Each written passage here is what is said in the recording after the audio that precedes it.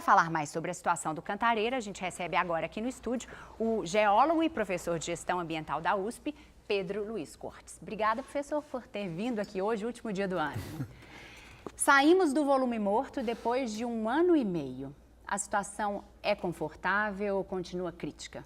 Não, nós estamos numa situação ainda bastante crítica, tendo em vista que em outras épocas, em anos bons, em dezembro a gente já tinha algo em torno de pelo menos 30% de volume positivo. E hoje a gente está com 0,3, Ontem a gente zerou, hoje a gente está com 0,3, ou seja, a gente está muito abaixo de uma situação confortável.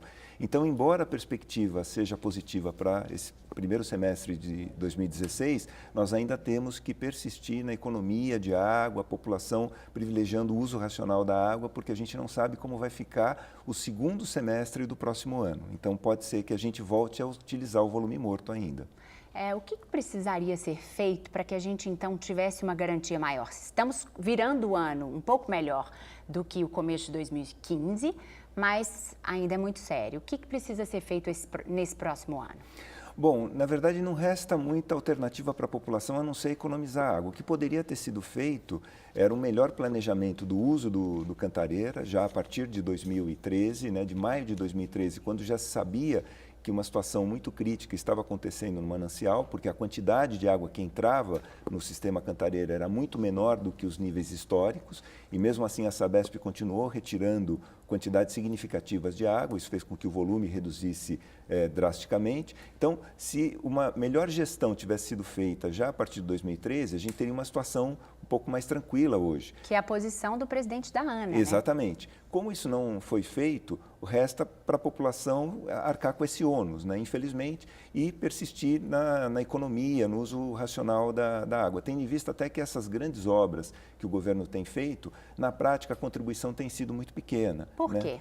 Olha, é falta de planejamento, efetivamente. Então, essa transposição, por exemplo, da Billings para o Taiaçupeba, que é do Alto Tietê, ela previa... Foi a principal obra de Exatamente. 2015, Ele previa 4 metros cúbicos por segundo, mas devido a um problema técnico, ou seja, o braço da represa que recebia essa quantidade de água, ele não comportava esse volume. Era um riacho muito estreito para tanta água chegando. Exatamente. Então, essa obra começou a trabalhar com um volume menor, e outras obras também não conseguiram atender na medida em que o governo propunha. Então, isso mostra uma falta de planejamento que ocorreu antes da crise, porque o sistema já trabalhava muito próximo do limite, ele não tinha a capacidade de suportar qualquer evento mais crítico, e durante a crise propriamente dita. Então, agora só resta a população arcar com esse ônus, infelizmente.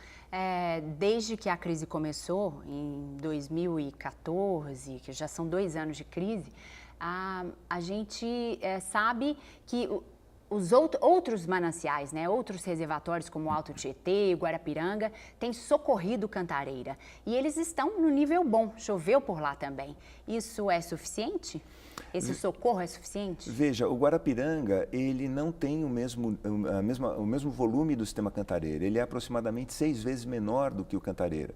Ele passou a ser o principal reservatório não porque ele aumentou significativamente a sua contribuição, mas porque houve uma redução muito grande de captação de água do Cantareira. Então, proporcionalmente, ele acabou sendo, durante um tempo, o principal reservatório. Mas ele não tem essa capacidade de atendimento que o Cantareira tem. E o Alto Tietê acabou sofrendo também, porque para socorrer o Cantareira, o nível dele acabou ficando muito baixo também, o que acabou preocupando muito o governo. Então, o que faltou mesmo foi um planejamento integrado antes da crise e durante a crise para evitar que essa situação ocorresse. O senhor acha que já com esse sufoco que a gente está passando e o governo também, agora 2016 pode ser diferente? O governo vai conseguir fazer um planejamento melhor ou investir em obras que especialistas como o senhor apontam como as mais importantes, como as de reuso da água? Olha, seria fundamental que o governo persistisse nisso. A Sabesp ela tem um projeto de reuso que já está em execução, que fornece água para, por exemplo, a limpeza das ruas na cidade de São Paulo, por força de lei, ela é feita com água de reuso fornecida pela Sabesp. Então, esse tipo de uso deveria ser incentivado. Ela tem projetos, que infelizmente não estão em execução, de reciclar, de reutilizar o nosso esgoto para abastecer os mananciais, mas não seria simplesmente você colocar água suja nos mananciais, seria você tratar essa água e colocar uma água de qualidade nos mananciais, de tal forma que a gente conseguisse uma independência em relação ao clima, né? E essas obras, elas são fundamentais porque elas demoram um bom tempo para serem executadas, né? Mas elas apontam para um futuro mais sustentável em relação à disponibilidade desse importante recurso. Nosso tempo acabou, isso, eu entendo que essas obras, então, 2016, vai ter que ser feito isso, né? Vai ter que ser feito isso e persistir na economia de água, porque infelizmente a gente está longe de solucionar a crise. Tá certo. Obrigada, professor. Uma boa virada, um bom ano novo para você. Para todos nós. E que em 2016 a gente tenha boas notícias para falar sobre água. Espero que sim. Até mais.